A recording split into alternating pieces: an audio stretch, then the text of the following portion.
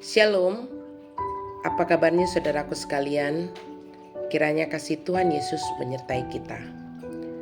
Sebelum kita menyambut sapaan firman Tuhan, mari kita saat teduh sejenak.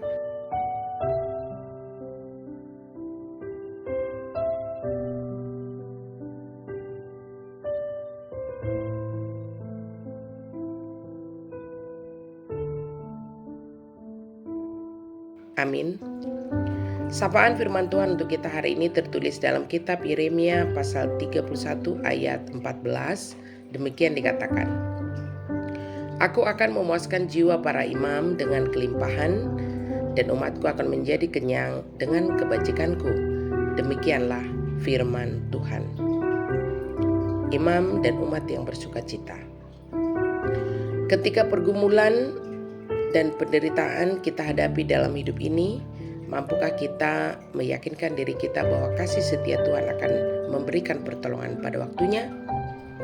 Sebagaimana Paulus menuliskan, bersukacitalah senantiasa di dalam Tuhan, dalam Filipi 4 ayat 4. Ini adalah sikap yang hendak diperlihatkan nas ini bagi kita untuk menjalani kehidupan ini, bahwa kita adalah umat yang bersukacita. Apapun yang terjadi tidak akan menyurutkan kita untuk bersukacita, sebab kita percayakan perbuatan Tuhan yang besar. Kita memiliki alasan yang kuat mengapa kita harus senantiasa bersukacita.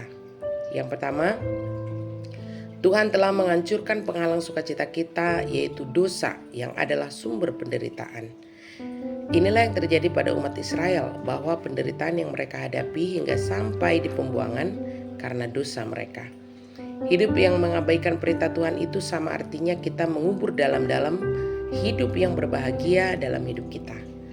Namun dalam keberdosaan manusia, Tuhan datang dengan kasih setianya memberikan pengampunan dosa bagi kita.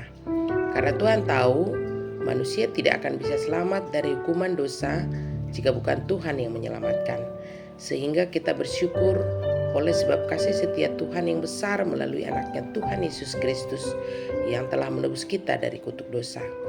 Ini adalah alasan utama mengapa kita bersukacita dalam hidup ini. Sebab halangan utama yang membuat manusia itu menderita, yaitu dosa, telah diruntuhkannya. Sehingga kita dengan penuh semangat dapat memasuki hidup yang penuh sukacita. Yang kedua, Tuhan menyediakan sukacita bagi kita. Tuhan adalah sumber sukacita.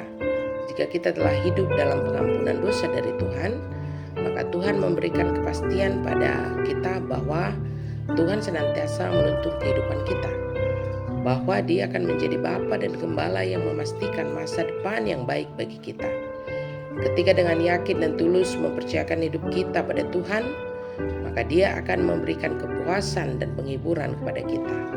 Kuncinya adalah kita mau datang dan menyerahkan hidup kepadanya. Pengharapan iman kita kepada Tuhan Yesus tidak akan mengecewakan, sebab hanya dari Tuhan saja kita dapat menerima segala kebaikan dalam kehidupan.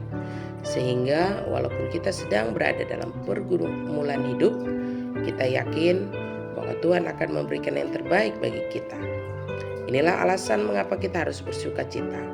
Maka orang yang mempercayakan hidupnya kepada Tuhan tidak akan mau ditindih, dibebani, dan ditekan oleh kesusahan dan sungut-sungut. Namun sebaliknya kita akan berpegang teguh pada keyakinan akan apa yang Tuhan katakan dalam nas ini. Umatku akan menjadi kenyang dengan kebajikanku. Amin.